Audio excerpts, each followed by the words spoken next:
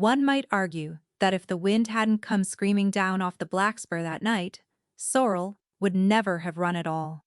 But then again, if the Alpha King had bothered to lift his eyes from his own hearth even once that starving winter, she'd have had no reason to run in the first place. So, really, when a person laid the whole thing out, end to end, the ruin of it belonged to him. Every frozen step, all of it. Sorrel was second tracker of Caldmere Hold, and trackers, as a rule, were not built for rooms full of people.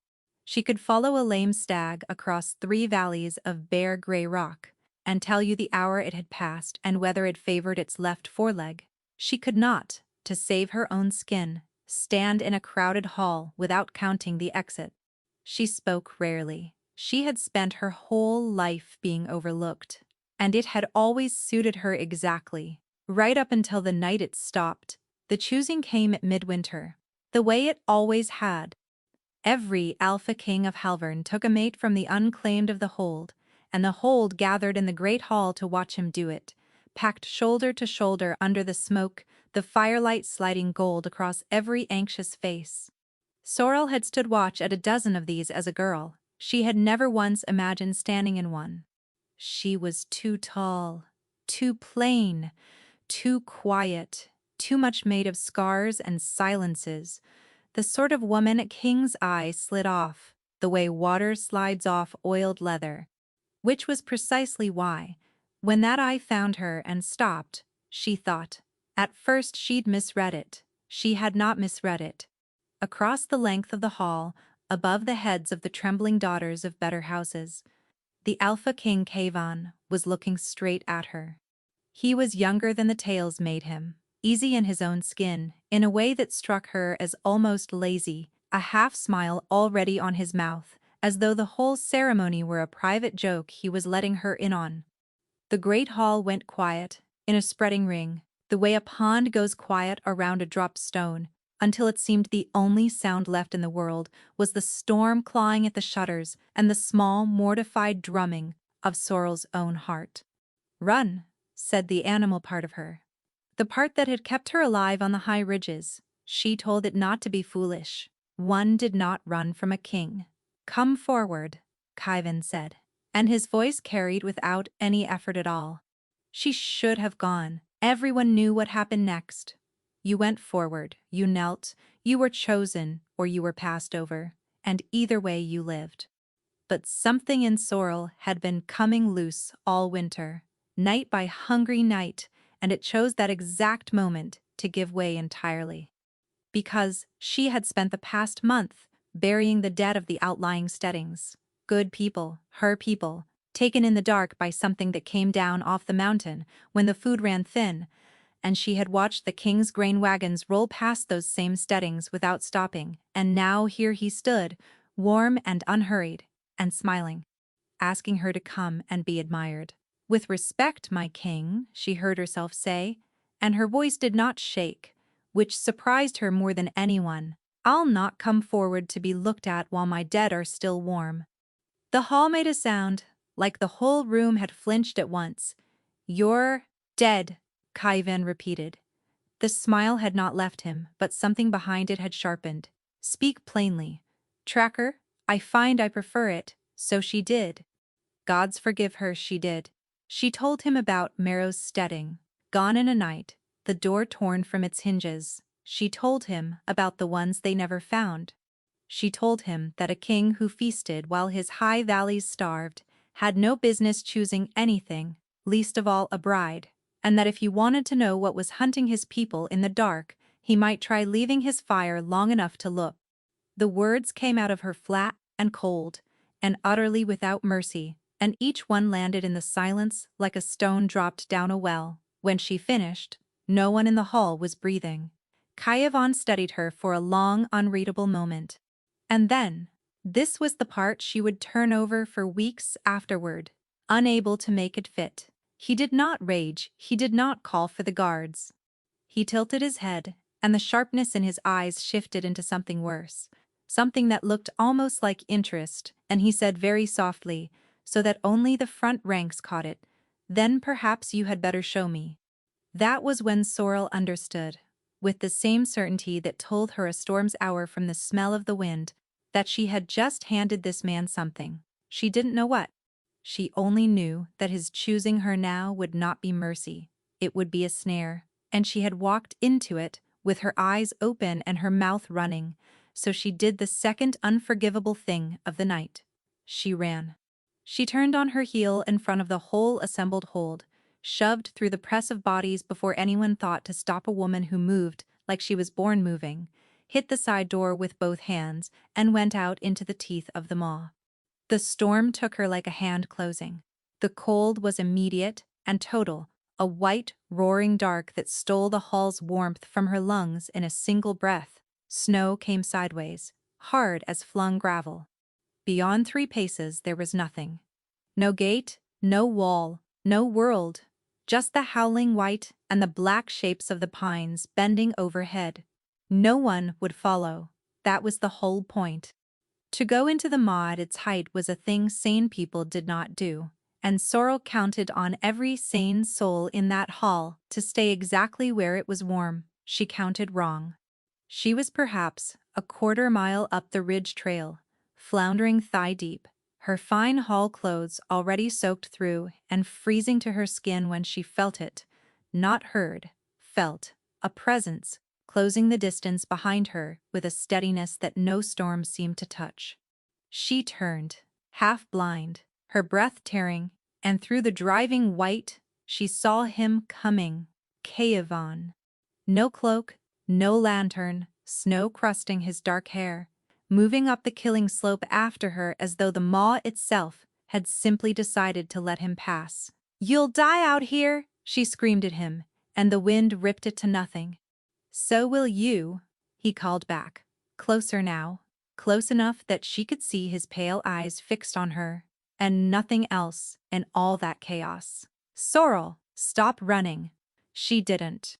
She turned to climb, and her legs, at last, betrayed her. The cold had been in them longer than she'd let herself know, and they simply folded, and the snow came up to meet her soft and terrible and almost warm. The last thing she felt was a hand closing hard around her arm, hauling her up out of the drift, and against something solid and impossibly warm. The last thing she heard was his voice at her ear, low and strange and stripped of every trace of that easy smile, beginning to say something that sounded like it mattered more than anything she'd ever been told. And then, the white swallowed the words whole, and the moon behind the clouds went out. And Sorrel heard not a single one of them before the dark took her down. Sorrel woke with the absolute conviction that she had frozen to death, and that death, disappointingly, still ached. She was warm. That was the first wrongness. She was warm and dry and lying in her own narrow cot in the tracker's quarters, under more blankets than she owned, with gray daylight leaking through the shutter slats, and a fire built high in a hearth that was never ever lit for the likes of her. Her whole body throbbed the way flesh throbs when the cold has been in it and been driven back out. Her fingers, when she flexed them, all answered. She counted that a small mercy, and could not for the life of her remember why she'd been so certain she would lose them. The night came back in pieces that refused to lie flat. The smoke of the great hall, the weight of 100 stairs. A storm that ate the world, and a pair of pale eyes coming after her through the white, steady, where nothing should have been steady. She turned the fragments over, got nothing whole from them, and filed the lot under fever, because the alternative was that she had done something, and she could not yet bear to learn what she lives, said a dry voice from the doorway. "I'm owed 3 coppers. Juna stood leaning against the frame with her arms folded, and behind her hovered Pell, all 17 years of him gone gray and pinched, and behind him 2 or 3 more heads Sorrel couldn't bring into focus. None of them, she noticed, were smiling. Juna always smiled. The absence of it put a cold finger on the back of Sorrel's neck that the fire couldn't reach. "How long?" Sorrel croaked. 2 days, Juna said. The king's own healer came. A pause, waited. Twice. That was wrong. Sorrel pushed herself upright against the wall, ignoring the way the room swung. Why would the king's healer come for a tracker? Pell made a small strangled noise. Juna shot him a look that could have stopped a charging boar, and he shut his mouth. And in that one exchanged glance, quick, frightened, pitying, Sorrel felt the fever fog burn off all at once, and underneath it, she found the shape of the thing she'd been hiding from since she woke. "What did I do?" she said. "It wasn't a question, Juna. What did I do?"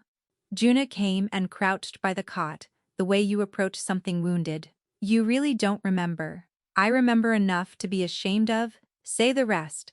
"You stood up at the choosing," Juna said quietly, "in front of the whole hold, and you told the Alpha King to his face that he had no business choosing a bride while his people starved. You told him his dead were on his hands. And then," she drew a breath, "then you ran out into the maw at full height rather than let him look at you a moment longer." The words arrived one at a time, and each one was a step down a stair Sorrel hadn't known was there. She heard her own voice again, flat and cold in the smoke. "I'll not come forward to be looked at while my dead are still warm." And the memory dragged the rest up on its heels. The door, the white, the killing slope, the eyes. "No," she said, to the memory more than to Juna. "It gets worse," Pell offered, with the doomed helpfulness of the very young. "He went after you himself. No guard, no cloak. Half the hold saw him walk into the storm after a tracker who'd just shamed him and carry her back down over his own shoulder, like a sack of grain. He swallowed. Nobody's ever seen him do anything like it. Nobody knows what it means." "It means she's finished," said one of the heads in the doorway, not unkindly, and Juna turned and drove them all out with a snarl. But Sorrel had stopped listening.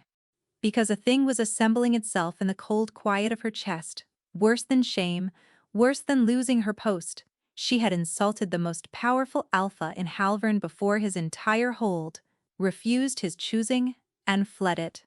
By every law she knew, the king could take her head on the frozen ground of the yard, and not one soul in the realm could speak against him. And the single thing she could not remember, the one piece the storm had stolen clean, was what he had begun to say to her, mouth against her ear, in the last moment before the dark. Whether it had been a sentence or a sentence's worth of mercy, whether he had already decided what to do with her. Sorrel. The door banged. A runner. Snow still on his boots, breath sawing. "The huntmaster wants you, Corvin now." Pell's face, which had been trying so hard at hope, folded quietly away. A summons from Corvin, in that tone, at this hour. Sorrel had been raised by that man, pulled out of the dirt of the low kennels at 11 and made into someone who could stand on her own 2 feet. And she knew every color of his voice, and this was not a good one. She got up. She got dressed with hands that shook and would not stop. She was halfway across the yard, the wind low now and mean. The whole hold watching her from doorways and pretending not to, when the great bell over the inner gate began, all at once to ring. Sorrel stopped dead in the snow.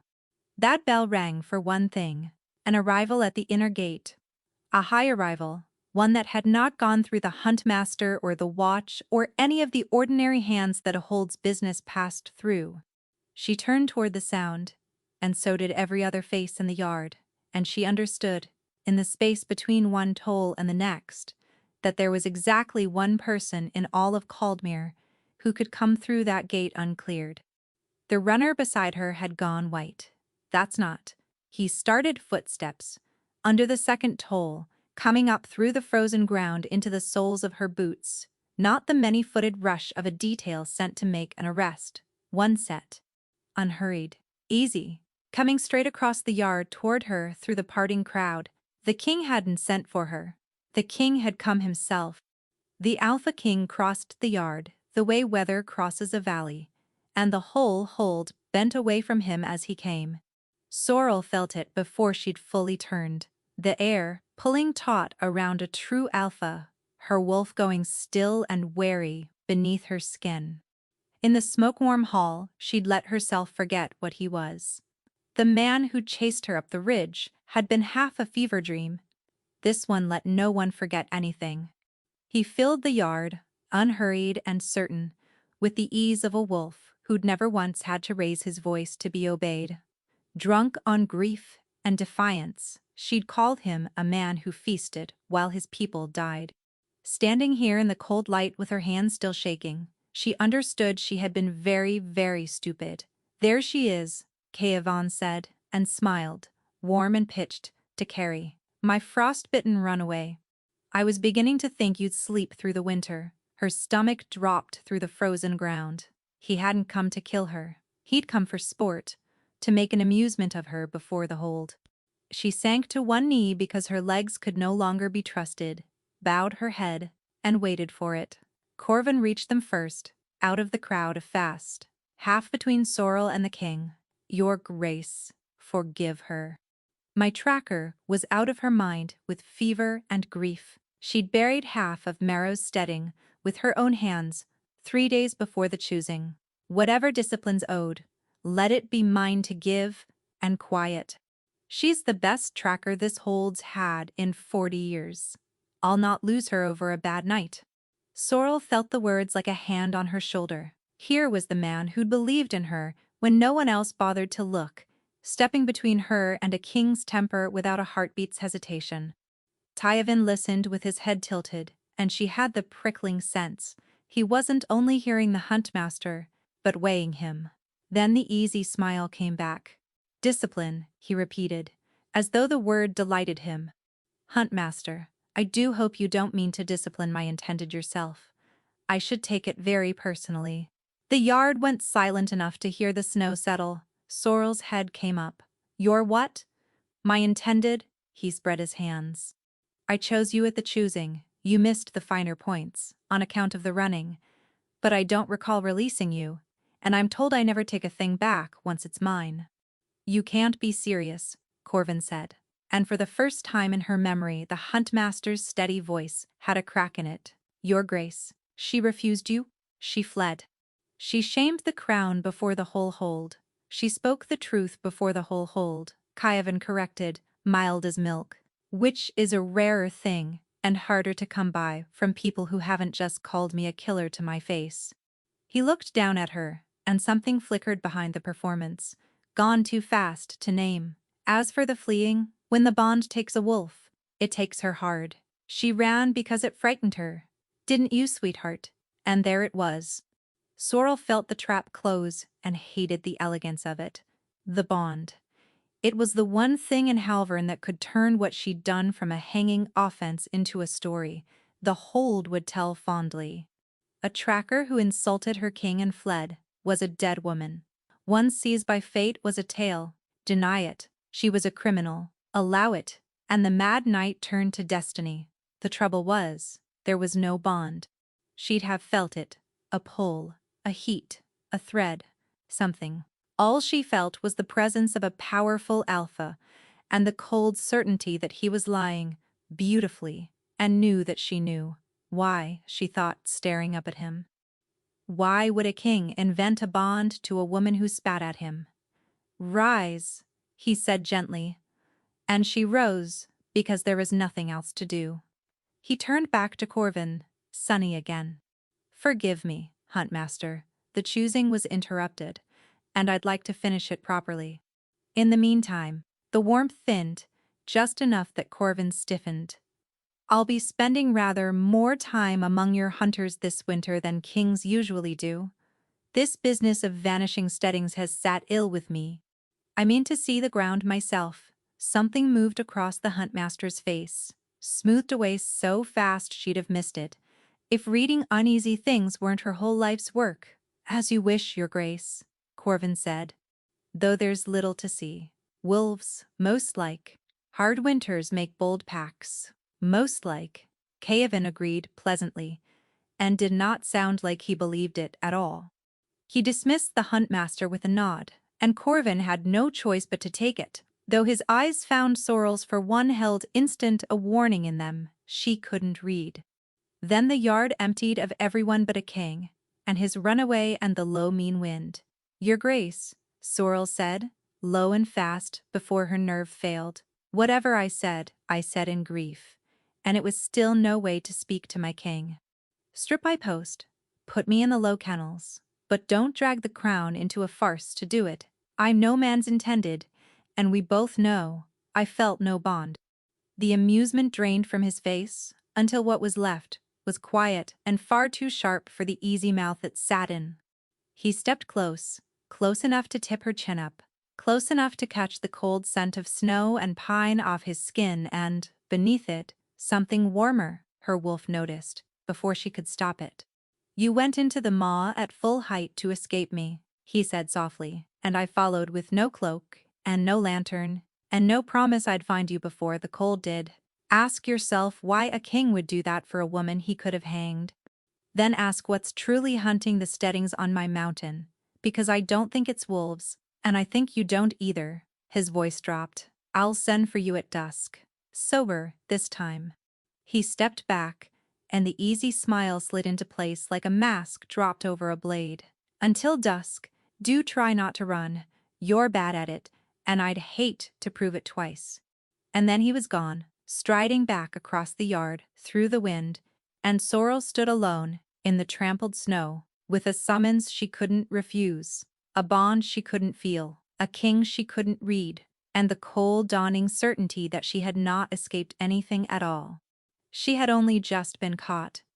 They came for her at dusk, as promised, and Sorrel went up through Caldmere to the king's tower, feeling exactly like a beast walked on a lead to a place it did not choose.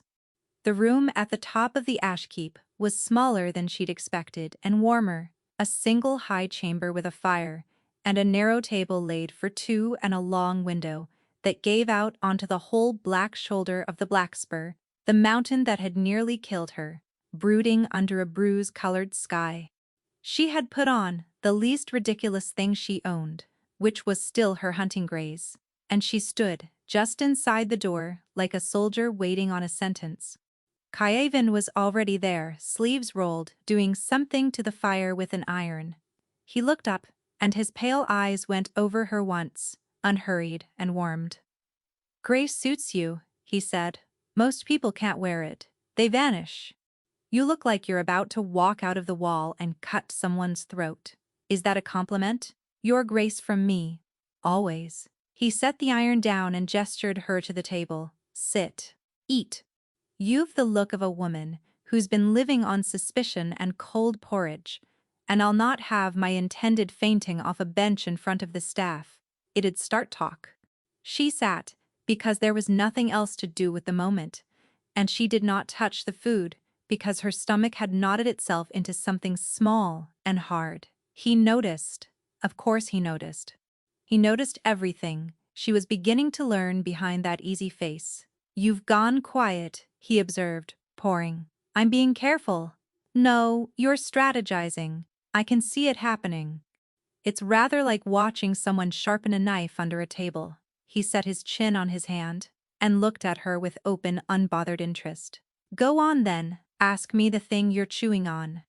"I'd rather have it out than watch you circle it all evening." "So?" She asked the only question that mattered. "Why me, your grace? You could have any woman in Halvern who'd weep with joy to be chosen."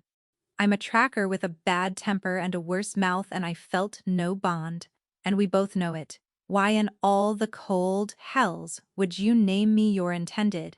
For a moment, he was quiet, turning his cup. And when he answered, the charm had thinned to something plainer underneath. "Because you stood up in a room where every soul was terrified of me," he said, "and you told me the one true thing not one of my sworn advisors has had the spine to say to my face all winter. My people are dying on my mountain, and I don't know why. And everyone around me would rather smile and pour wine than let me see it." He met her eyes. "You made me see it. I'd be a fool to let a thing like that walk back down to the kennels." It was, damn him, a very good answer. And wanting to believe it, Sorrel knew, was exactly how a clever man made a fool of a careful woman. "You want to know what's taking the steadings," she said slowly. "I want to know what's taking the steadings." He leaned forward. "And I'm told there is no one alive who reads that mountain the way you do. So," he spread his hands. Show me not the story the huntmaster tells at council, the truth. Show me your side of it, and we'll find out together whether it's as simple as bold wolves in a hard winter, because I don't believe that any more than you do. She should have made him earn it. Instead, she found herself on her feet. She took him down to the map loft, the long cold room above the kennels, where the trackers kept the record of the mountain and where a king had certainly never set boot before. She spread the great oiled hide across the trestle, the whole black spur inked in her own hand and 40 years of hands before hers, every steading a careful mark, every loss a careful cross. He bent over it beside her, close, the lamplight sliding down the line of his throat, and asked good questions. How many gone? Over how long? Which moon? And each time she answered, he pressed for more, until she forgot to be careful and simply talked, the way she only ever talked about the one thing she loved. Then move them, Khyven said.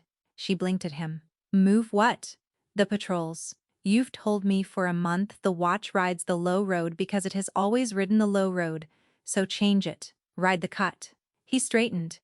Consider it done by my word. You've the authority now to route the mountain watch however your map tells you, and no huntmaster nor graybeard on my council may gainsay it. She stared at him. You can't mean that. I'm second tracker. I flag a thing and send it up the chain, where it dies. I don't give the orders. You do now. There was something almost boyish in it, the eagerness of a man handed a puzzle he actually wanted to solve. I'm not asking you to guard my banquet, Sorrel. I'm asking you to find the thing killing my people before it finishes climbing my mountain. Who else would I hand that to? A duke in soft boots who's never read a track in his life. He almost smiled. Move your patrols. Something warm and dangerous unfurled, low in her chest, and she crushed it down and bent back over the hide so she would not have to look at him, which was the only reason she saw it at all. Here, she said, tapping the crosses. Marrows. Then, Tal's rest, before the last hard frost. Then the 2 shepherds' huts, under the needle. Her finger moved between them and then it stopped, and something cold walked up the back of her neck. That's what, Khyven said. He'd gone still beside her. She stared at the marks. She had been too close to them all winter, buried in the grief of each one to ever lay them out side by side like this. But a king who'd never seen the map had asked her to show him all of it at once, and now she couldn't unsee the thing the map was telling her. They're in a line, she said. Her voice had gone strange. Marrows, Tal's, rest. The huts, they're not scattered. They march.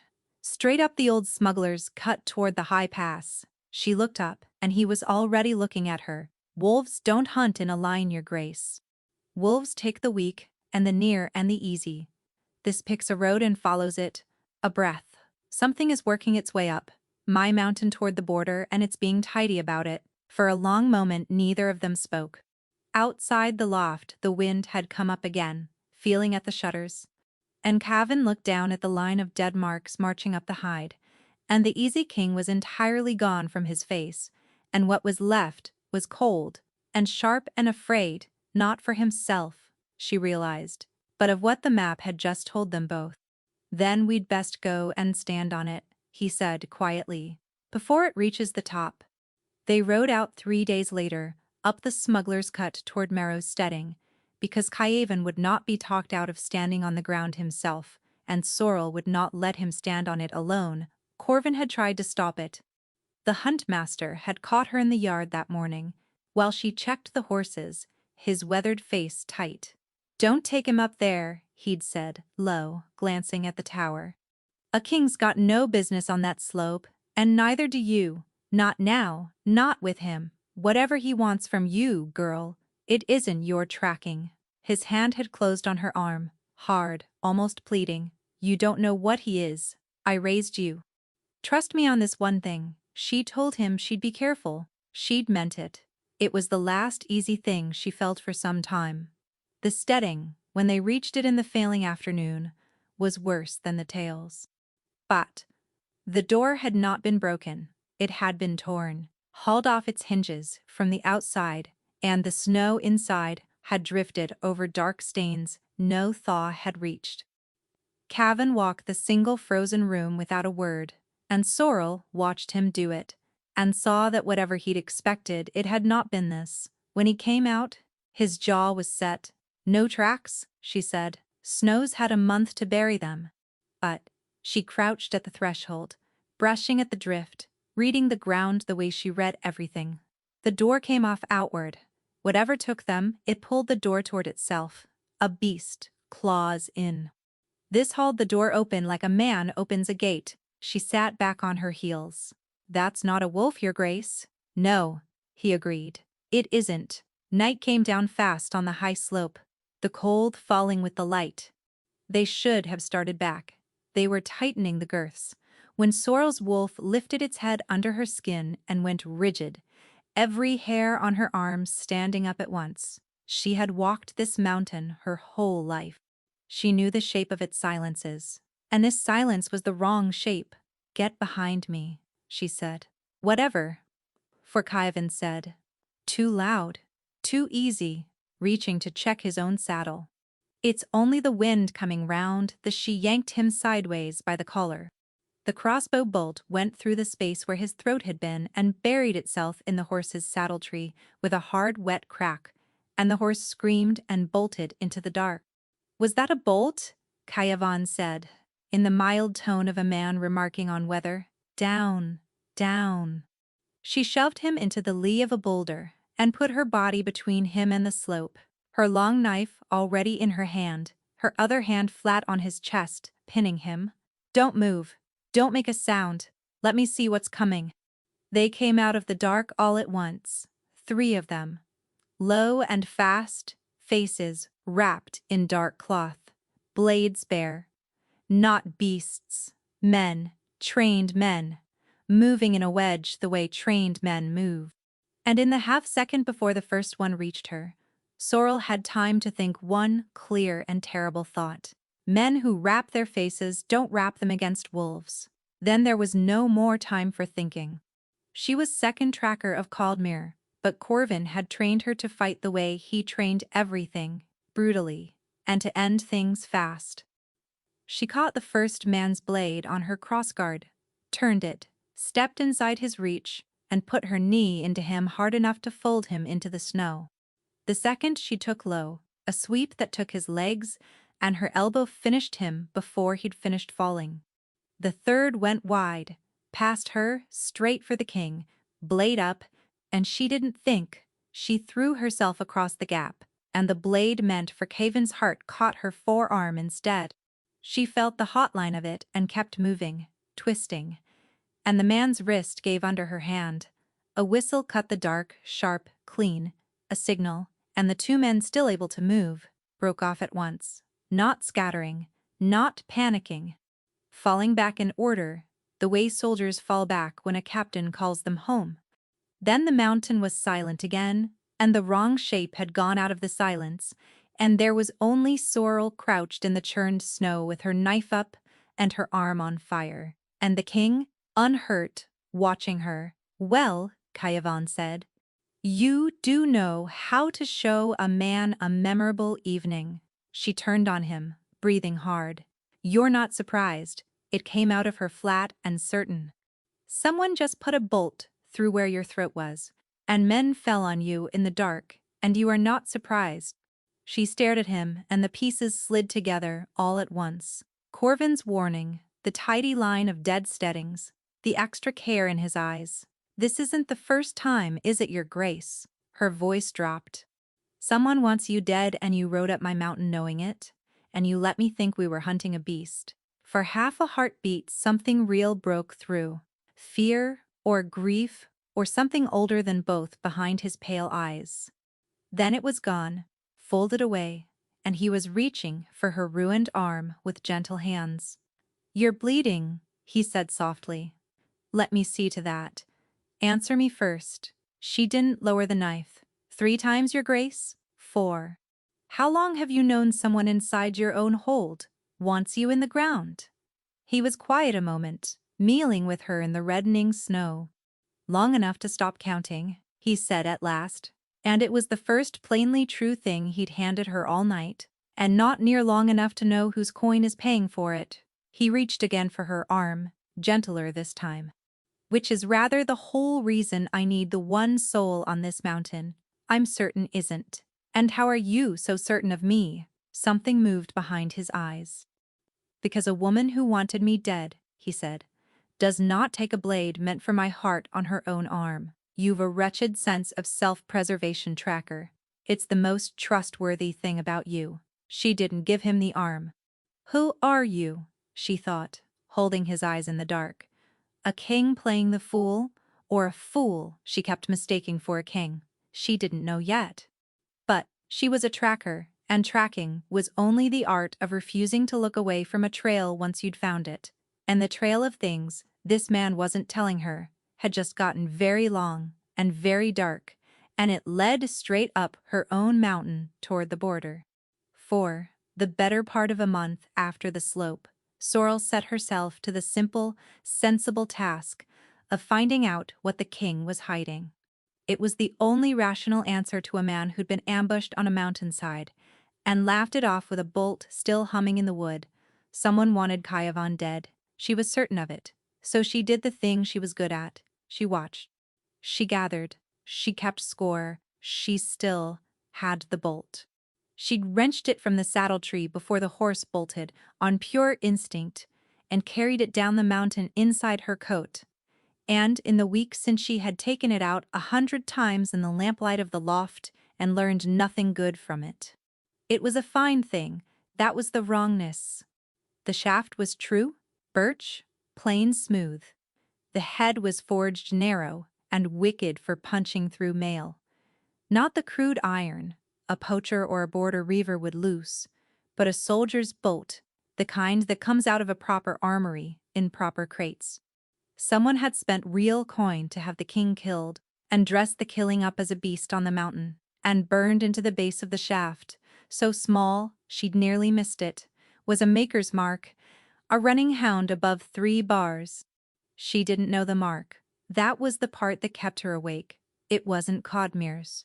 The Holds Fletchers scored their shafts with a single notch and nothing more.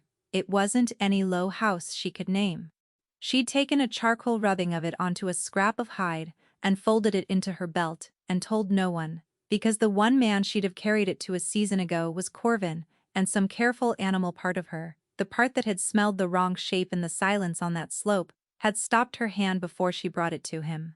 She could not have said why. It shamed her a little, the not being able to say why. The king did not cooperate. She'd ask a sharp question, and he'd hand her back a joke. She'd press on the ambush, and he'd tell her she was magnificent when she was suspicious, which was most of the time, and slide the whole conversation 3 valleys sideways before she noticed he'd moved it. She'd corner him on who'd want him dead, and he'd ask gravely whether she thought her forearm would scar, because he rather hoped it would. A woman ought to keep proof she saved a king. He gave her nothing she could use, and a great deal she had no idea what to do with. Because the trouble was this: the longer she watched him for danger, the more she found she was simply watching him. It crept up on her the way frostbite does, without heat, without warning, until the damage was already done. He kept turning up. He came to the map loft in the gray mornings and leaned in the doorframe with the lamplight running down his throat, asking her to teach him to read sign, and she'd lose the thread of her own sentence halfway through because she was looking at his mouth and hating herself for it.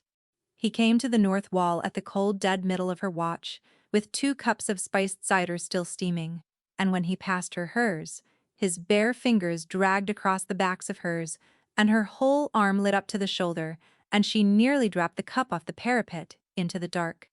"You're not watching the road," he murmured, close beside her in the black. "I'm watching the road. You're watching me. Watch the road. They're the same direction, Your Grace." But she had to look away from him to say it, out at the safe empty dark, because she had faced armed men on that slope without flinching, and she could not hold this man's eyes for the length of a breath. He smiled into his cider like something won, and said nothing, and let her stand there and burn. That was the unbearable part.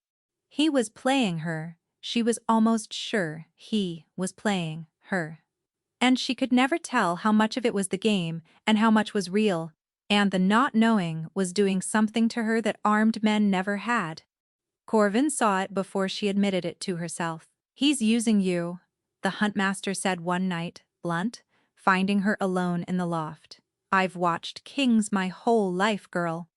They don't warm cider for trackers unless the tracker's useful for something. When he's got what he wants off you, he'll set you down and not remember your name by spring." His voice roughened, and for a moment the hard old face was almost tender. "I pulled you out of the low kennels because you were worth 10 of the soft-handed fools up in that tower. Don't let him make you forget it. Don't let him make you small." And every word of it landed, because every word of it was the thing she'd been raised to believe. That women like her were made to serve and be set down. That wanting more was how you got hollowed out. She thanked him. She meant it.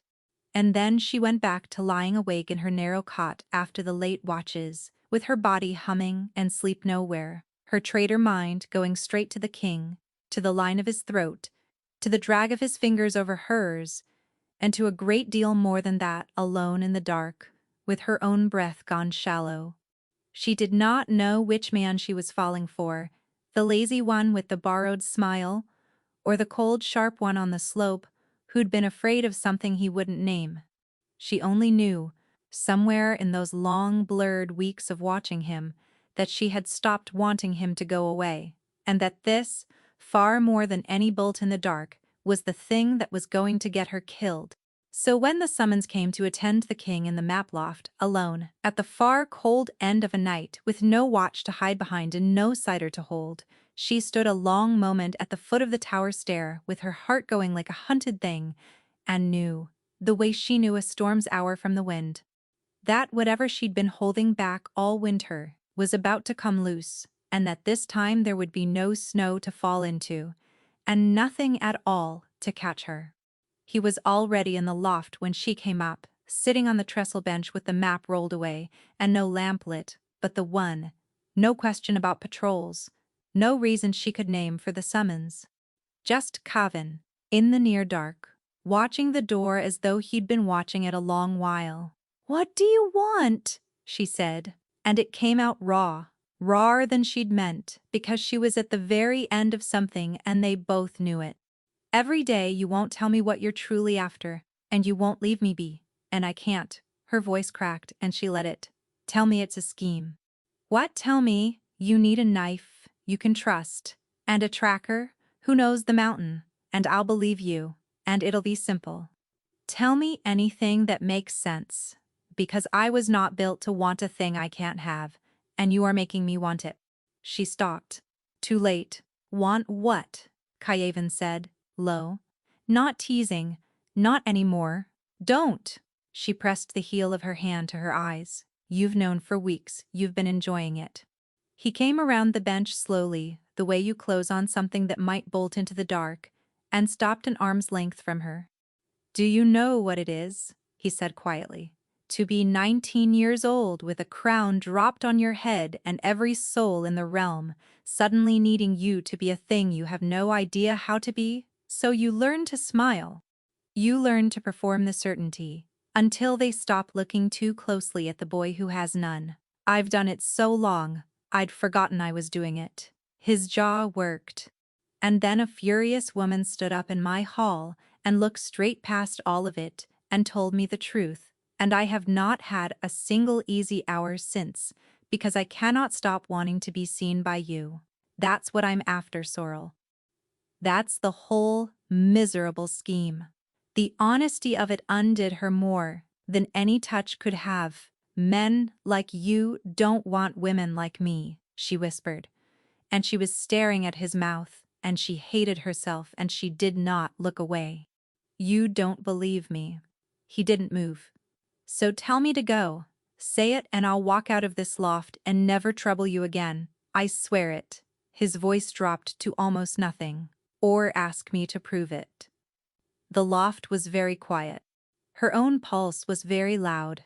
"Prove it," she heard herself say. He kissed her, and every careful, watchful thing in Sorrel's head went white and silent at once. His hand slid into her hair, and his mouth was warm and certain, and there was no map between them and no hall watching and no storm. There was only the two of them and the one small lamp and the sudden total overwhelming fact of him. Her knees forgot their office when his arm came around her waist and drew her in against the solid warmth of him. She felt exactly how much he meant it and shook head to foot. She'd been wanted for her sword before. For her tracking, her sharp eyes, her usefulness on a cold mountain. She had never once in her life stood in the path of a man's plain, helpless, wanting, aimed at her, at Sorrel, and it folded her resistance in half. She fisted a hand in his collar and dragged him down and kissed him, like she'd been thinking of nothing else for a month, because she had. And then it happened. Somewhere, in the heat of it, with her palms flat against his chest and his heart slamming under her hands, something opened between them that had never been opened before, and his feeling poured through it into her. Distinct and clear and utterly foreign. Relief deep as a well, fear old and worn smooth, and under both, something fierce and tender and terrified, reaching for her. It was not hers. She could feel him, the inside of him, as plainly as she felt her own breath. Sorrel jerked back with a gasp. Caven's eyes were wide, his pupils blown black. "Did you?" he started. His hand was still half raised toward her. "Sorrel, I think that was. It was nothing." Her heart was going so hard she thought he must hear it. She'd been so certain there was no bond. She had built her whole defense on there being no bond. It was just the dark. Nothing. He went very still. "Nothing," he repeated. And she watched the wound of it move across his face before he shut it away, watched him go careful and quiet and distant, the way he'd been on the slope, the way he was when something had cut too near the truth. "Right," he said softly. Of course, nothing. He did not reach for her again. They lay a careful hand's breadth apart in the dark, and it was worse than any fight would have been. She could still feel the ghost of him under her ribs, not his body, the other thing, the warm, foreign thread that had cracked open and would not fully close again no matter how she willed it. It carried the low-banked ache of him, like a fire covered for the night, and she understood, with a sinking certainty, that she had felt exactly this for weeks, and told herself it was only her own restlessness. The bond had not begun tonight. It had only, tonight, become impossible to keep lying about. And that frightened her worse than any blade in the dark ever had, because a careful woman could guard against a scheme, and she had no earthly idea how to guard against a thing that was simply, stubbornly true.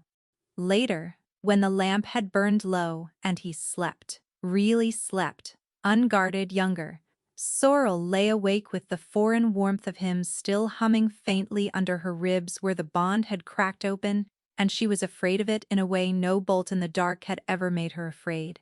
So she rose in the gray before dawn to slip away and think, and that was how she came to be in the cold passage below the kennels, lacing her boots, when she saw the king. He'd risen too. Dressed, silent, moving with a hunter's purpose, down the servants' stair, not toward his tower, but away from it, toward the huntmaster's quarters, toward Corvin's rooms. At the 1 hour, Corvin was always down at the dawn kennels. Sorrel stood frozen in the dark with one boot unlaced, and every warm thing in her turning slowly to ice. She should have gone back. Instead, she followed, quiet as her whole life had taught her to be, and crossed to Corvin's door, and opened it without a sound.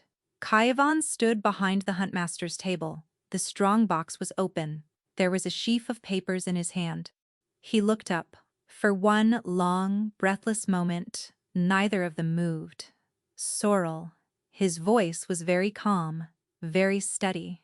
And that was the worst thing of all. "This is not what it looks like." Cavan never paused. In all the weeks she'd known him, he'd always had the answer before she'd finished the question, the smile already in place. But now he stood behind Corvin's table with the papers in his hand, and he paused, and the pause told her more than any answer could. Say something true, she begged him. Without a word, he set the papers down. I've been investigating the Huntmaster, he said. Corvin. The words wouldn't resolve into sense. They were just sounds. Corvin. The man who'd hauled an 11-year-old out of the low kennels and made her worth something. She heard herself make a small sound. The Steadings, Kyavan went on, and his voice had gone gentle in the careful way she'd learned to distrust, the voice he used on frightened councilmen. They were never taken by any beast. They were cleared, emptied, one by one, straight up the smuggler's cut to open a hidden road through my own mountain, a road an army could come down without ever tripping the border watch. The losses march in a line, because someone drew the line first and then walked it. He met her eyes. The coin that should have supplied the hold has been bleeding out for 2 years into House Vodek on the far side of the pass. And the men who've come for my life in the dark have carried Varek's bolts, a running hound above 3 bars. The floor went out from under her. She had that mark. She had a charcoal rubbing of that exact mark folded into her belt at that very moment, taken off the bolt she'd never shown a living soul. No, she said. He came around the table toward her. Not fast, careful. She stepped back, and he stopped at once. That's not. Corvin wouldn't. But her own voice had gone thin, because underneath, the not Corvin, never Corvin, something cold and quiet had already begun assembling itself out of 100 small things. The warning in the yard. The flicker when the king said he'd walk the slopes. The hand that had caught her wrist and told her, "You don't know what he is. You needed someone close to him," she heard herself say, and each word cost her. Someone he trusted without thinking. Someone he'd raised himself. She looked up. That's why you chose me, at the choosing. You'd been hunting away inside the Huntmaster's guard, and a furious tracker stood up and put herself in front of you, and you took it. He said nothing. He held her eyes and did not deny it. Say, I'm wrong, her voice broke on it. Say I'm wrong. He looked at her for a long moment, and he did not say she was wrong. She pressed her face into her hands. Gods, she'd been stupid. He'd kept asking his questions. The map, the cut, who held the keys when Corvin was away, who signed the patrol orders, and she'd thought he was interested. In her. All of it, she whispered. It was all a lie. Not all of it. He came a half step closer. She retreated into the doorway and he stopped again. Sorrel, please. I won't pretend the choosing didn't begin as a way in, but it stopped being that so fast. Then why not simply take him? She cut in. If you suspected him, why the dancing? Why me? You're the king. Haul him to a cell, because being king does not make me untouchable. Something frayed in the steadiness for the first time. Corvin holds the loyalty of every blade and hunter in this hold. An old name, powerful friends, 40 years of men who die on his word before mine. Arrest him on a suspicion, with no proof one honest man couldn't argue away, and there'd be blood in this yard by nightfall and a Varek army in the valley by the next moon, with the March Warden's delegation in my hall to watch me fall. He shook his head. Tyrants jail whoever frightens them, and wonder at the knife 3 years on. I had to be certain. I couldn't move until I held a thing not one man alive could argue if. It was a good answer. That was the unbearable part, and she hated it for being one. You're wrong about him, she snapped, and would not look at the papers he held out, would not, because Corvin was the one thing in her whole life that had never once been a lie. Corvin who'd pulled her from the dirt. Corvin who'd seen something in a plain, hard girl with a bow. Some people are only ever exactly what they say they are. Not everyone is like you. The tears spilled and she didn't stop them. Why not tell me? She pushed on. You knew I stood between you and a blade twice. Why keep me in the dark, unless you thought I was in it with him? No, his hand shot out. Gods. Sorrel, if anything you're the one soul in this hold I cleared the very first night. that stopped her. "Why," she said, before she could keep the question in her teeth, "because you stood up in a room full of people, too frightened to breathe, and told me to my face that my people's deaths were on my hands." His mouth twisted. "Half my council believes exactly that. Not one of them would ever say it where I could hear, but you did. A guilty woman flatters. She doesn't accuse the king, she's conspiring against to his face. That is how I knew you were clean." A breath. "Was it your own conclusion, that night, that the whole rot was my doing, or did the good huntmaster help you see it that way, across 100 late nights of his grievances?" She opened her mouth and nothing came, because she could hear it now. Corvin, year on year, grinding his teeth over the supply lines and the empty crates. He's too soft to notice. A king ought to know what's rotting in his own house. Her words in the hall. His words first. She had carried the man's grievances in her own mouth for years, and never once noticed they were not hers. "You should have told me," she said, shaking. "I didn't think you'd believe me," he answered, barely above a breath. "I didn't think you'd trust me over him. And I was right, wasn't I?" It landed like a slap, because it wasn't wrong. So she reached past it, to the older wound, the one that had been there long before him. "It doesn't matter," she said. "That first night, you told me a king would be a fool to send a woman like me back to the kennels. And I let myself believe it meant something. Now I see what wanting me was for." She stepped back toward the door. "Good night, Your Grace Sorrel." His voice cracked.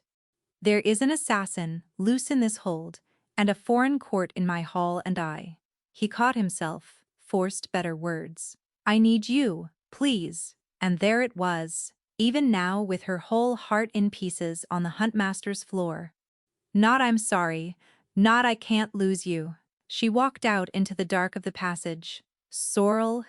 The voice came out of the dark, 10 paces down the passage, and she knew it the way she knew her own heartbeat. And before she could think better of it, she was moving toward it.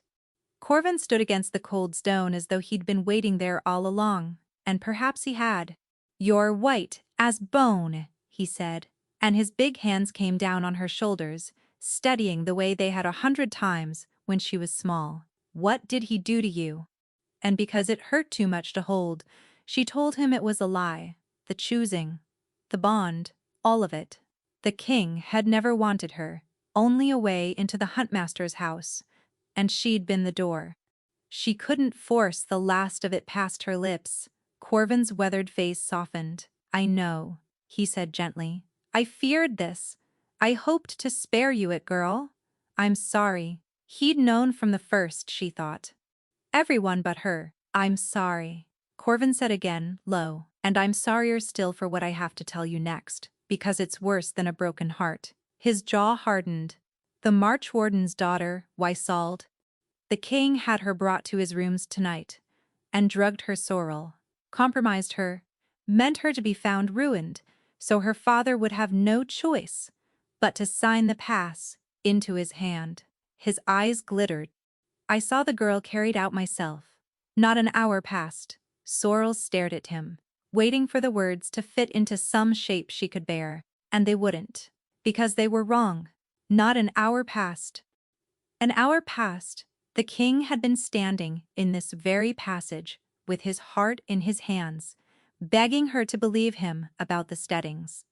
And the whole night before that, he had been in the loft, the bond humming under her ribs, while he slept, unguarded beside her. He had not been out of her sight since dusk. The timeline was wrong. The story was wrong. None of it fit the ground, and reading the ground was the one thing in all the world Sorrel could not be fooled about, which meant Corvin was lying. The man who'd pulled her from the dirt was standing in the dark, lying to her face, smooth as still water, which meant Cavan had told the truth. The cleared steadings, the road up the cut, the Verrek bolts with the running hound. The hound she carried a rubbing of in her own belt. For a moment the passage tilted around her. She wanted, more than she'd ever wanted anything, to be wrong, the way she'd been wrong about the king, to have misread a trail just once and be glad of it. But the ground never lied, and neither did the arithmetic of hours. and she'd built her whole self on trusting those two over her own aching heart. Corvin had hauled her out of the low kennels at 11 and put a bow in her hands and a spine in her back. And he'd spent 20 years teaching her to read a false trail. Never once dreaming, she saw now, that the deadliest she'd ever read would be his own. The grief of it was too large to hold and stand up under at the same time, so she set it down behind her eyes where he couldn't see it and picked up the cold thing in its place. Her hand twitched toward her knife. Old instinct. Not yet. Not one woman against the man every blade in this hold would follow off a cliff. Corvin expected her to be broken and furious and ready to believe the worst of the king, so she would be exactly that.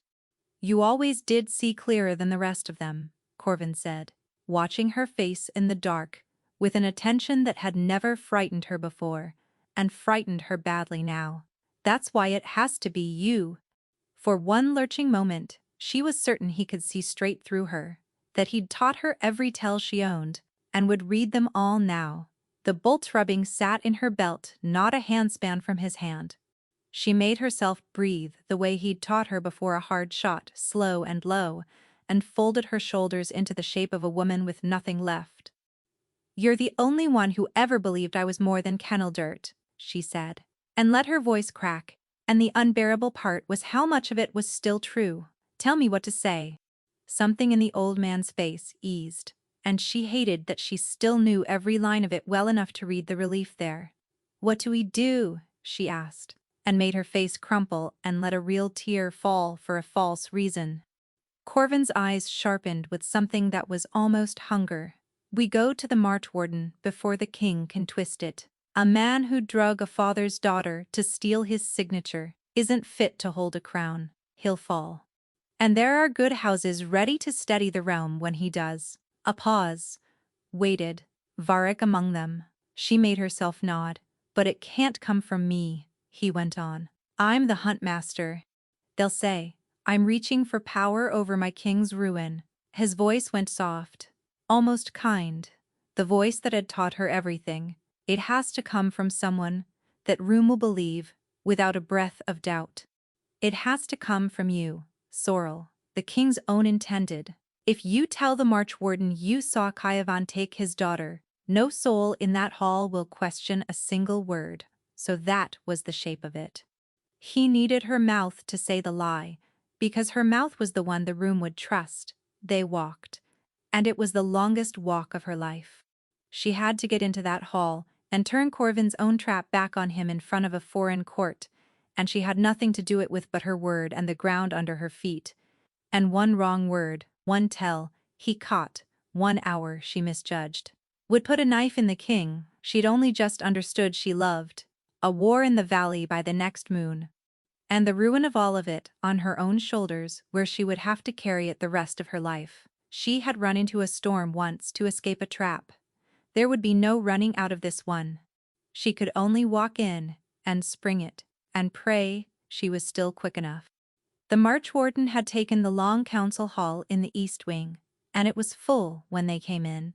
Halleck's of the Iron March, at the great table, grim and rigid with a father's fear. His advisers ranged behind him, and Caven standing at his right hand, who looked up when the doors opened and whose whole face lit for half a heartbeat at the sight of her. Then he saw who she walked in beside, and the light went out of him like a snuffed lamp. "Your Grace of the March," Corvin said, and bowed low. "It grieves me past speaking to bring this before you. But your daughter has been wronged, and by the man standing at your right hand." He laid it out clean and terrible. The drug, the ruin, the alliance, bought with a girl's shame. He was good. Sorrel would give him that to the end of her days. Every word rang like struck iron. "That is a lie," Caven said, very quietly. "Every word of it is his own." "He would say so," Corvin answered, not even turning. Of course he would. Then he did turn, and the whole hall turned with him, to Sorrel, standing silent by the door. "But the king's own bride has scarcely left his side. She has every reason in the world to shield the man she's to wed, and so if even she will speak against him, you will know it for truth." He held out his hand toward her, gentle, certain. The hand that had raised her, Sorrel. Tell his grace what you saw.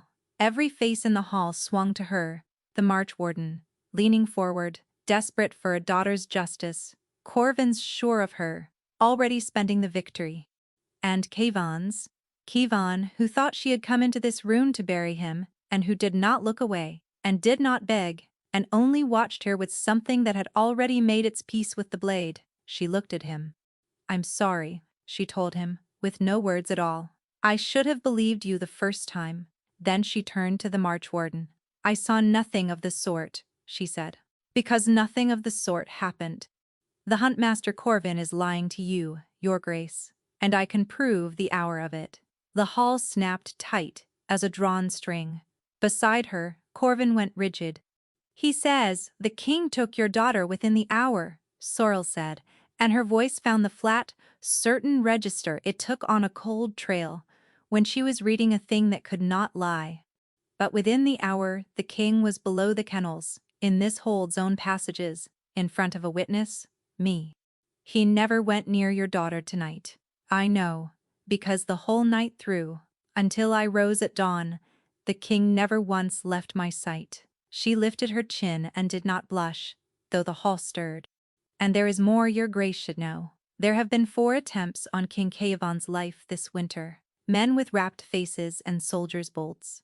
I took a blade meant for his heart on my own arm on the high slope. You may look at the scar, the bolts carry a maker's mark, a running hound above 3 bars. She drew the folded scrap of hide from her belt and set it on the great table. The charcoal rubbing she told no one of, dark and plain in the lamplight, the sigil of House Varick, whose coin has been bleeding out of this hold for 2 years, and into whose hands the Huntmaster has been clearing the steadings on the mountain, one dead family at a time, to open a road. She faced Corvin directly. Search his strongbox. Now while he stands here and can't reach it, see whether you find the proof of a wronged girl, or Varick's ledger, and poison enough to drop an Alpha King. This is hysteria, Corvin said. And for the first time in her life, she heard the steadiness crack in his voice. She's distraught. She'd say anything to save the man. Then a search costs you nothing, said the March Warden quietly, and lifted one gray hand to his guards. And Corvin's face changed.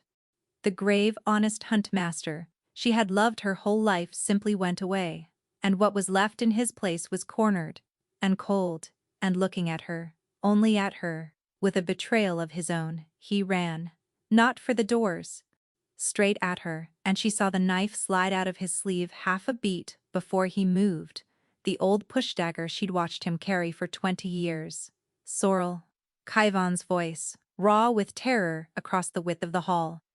But this was the one thing in all the world she had never needed to think about. This was the thing his own hands had taught hers on 1,000 cold mornings.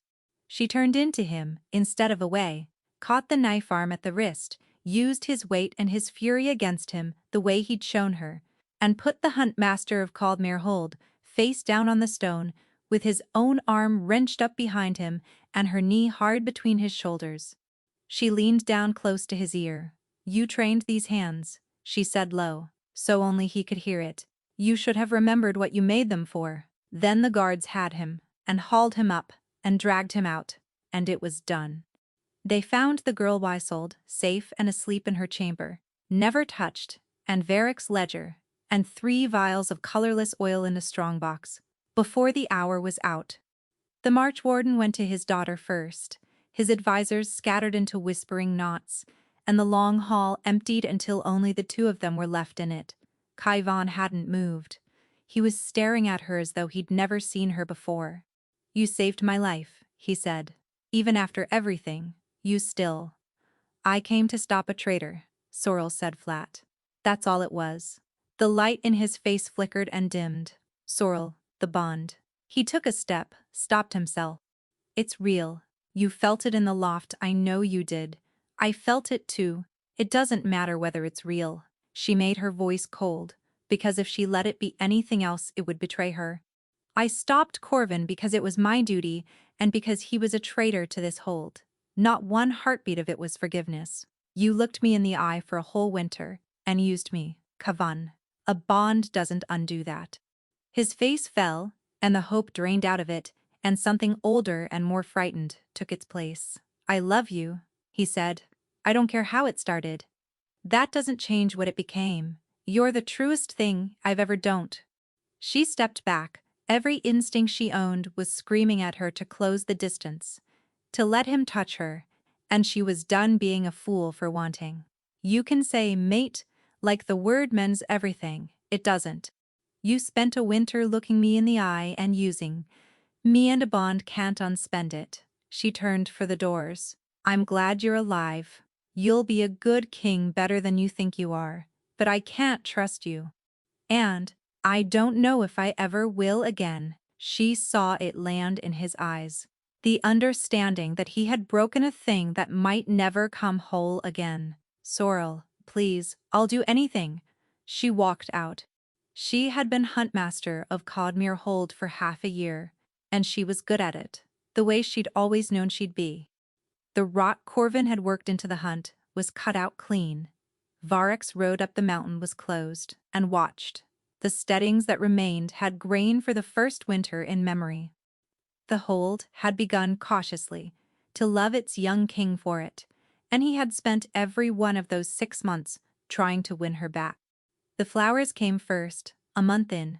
She'd walked off a dawn watch to find the kennel yard drowning in mountain asters, her hunters grinning to see what she'd do. Send them to the sick house in the shrine, she'd said, and walked on.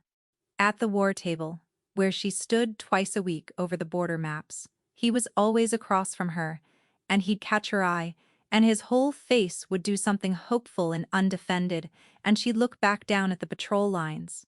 He wrote to her, letters in his own hand, 2 and 3 a week, some short, some running pages, as though her plain honest word were still worth something to him.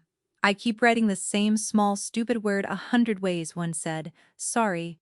It's too little for what I did, and I've no bigger one, so I'll keep sending it. And once, low on a page, she'd sworn she wouldn't finish. I don't want you back because you're useful to me. I want you back because none of it means anything if you're not in it. She kept the bond shut the whole while. Leave a bond open, and it deepened. Let it deepen, and it set. So she kept it closed, and hoped it would wither from neglect, and let her go. It did not wither. It stayed exactly where it was, a warm, patient thread under her ribs, refusing to fade. Then one night, in the 6th month, a different sort of knock came. Juna in the doorway, Pell at her shoulder, both of them, the particular grey of people who have made a very large mistake. He's gone, Juna said. The king, off the grounds. Not in his tower, not anywhere. No horse taken, his sword on its stand, his cloak on its hook. He walked out into the maw on foot, alone, past the ridge gate. The guard saw him go and thought it a king's whim and didn't dare stop him. She swallowed. That was near 2 hours gone, and the storm's full up now. Sorrel was on her feet without deciding to be. 2 hours, she said. In this. She knew exactly what this was. The same white roaring dark she'd run into half a year ago, the one no sane soul walked into on purpose. Wake the trackers. His scent, off the ridge gate. Quietly. No bells, no alarm. If the hold learns the king's lost on the mountain, we'll have a panic by dawn. They went. But she already knew, the way she'd known from the second Juna said gone, that there was only one trail that would find him fast enough in a storm that at scent and track alike. She stood in the freezing yard, the wind cutting through her coat, and pressed her hand flat to her chest, over the thing she'd spent 6 months trying to smother. It's duty, she told herself. He's the king. Finding him is my job. It was not all it was. She had never once lied well to herself. She opened the bond. It hit her like a door blown off its hinges. Sadness, first, deep and bottomless, the twin of the one she'd carried half a year. Then, a weariness with no floor to it, and under both, slow and swimming and wrong, The deep cold that stops being painful, and thought coming loose and drifting, the mind letting go by degrees. He wasn't drunk. He'd walked up her mountain in the maw with no cloak, the way he'd once come after her with no cloak, and now the cold had him, and he'd stopped being afraid of it, which was the very last thing to stop before the end. She was running before she'd finished the thought, out through the ridge gate at a dead sprint, into the white, following the pull of him like a rope, hauling her hand over hand up the killing slope. The storm took her the way it had the first night, total and blinding and murderous. But this time she didn't fight it. This time she had a thread no snow could bury, warm and fading and hers. And she climbed into the teeth of it faster than sense allowed, screaming his name into a wind that ripped it to nothing. She found him where the trail bent, under the pines. The same bend, the exact place he'd found her. He knelt in the drift, snow crusting his dark hair and bare hands, his eyes half shut smiling. The terrible, peaceful smile of a man the cold has almost finished convincing. Above the racing clouds, the moon showed thin and going, sinking toward the black shoulder of the Blackspur, minutes from gone. Kievan, she hit her knees in front of him and took his frozen face in both hands. Look at me, look at me. His eyes dragged open and found her and, impossibly, warmed. There she is, he mumbled, the words slurred and slow. My frostbitten runaway. Knew you'd come if I went far enough into the... His head lolled. Wanted to know what it felt like. The place you ran to, when you ran from me, you fool. She hauled him up out of the snow, against her, wrapping her coat and her arms and her whole body around the dead cold weight of him, and the bond was wide open now, pouring his sorrow into her and hers into him, and she let it. You beautiful fool. You don't get to freeze to death, making a point not making a point. His face turned into her neck, into the warmth. Finding out you were right. It's very cold, and very lonely. And you did it, to get away from me. A long, drifting pause. Should have told you the truth, Sorrel. In the loft, I should have told you the truth. Every single day. The moon touched the mountain's edge.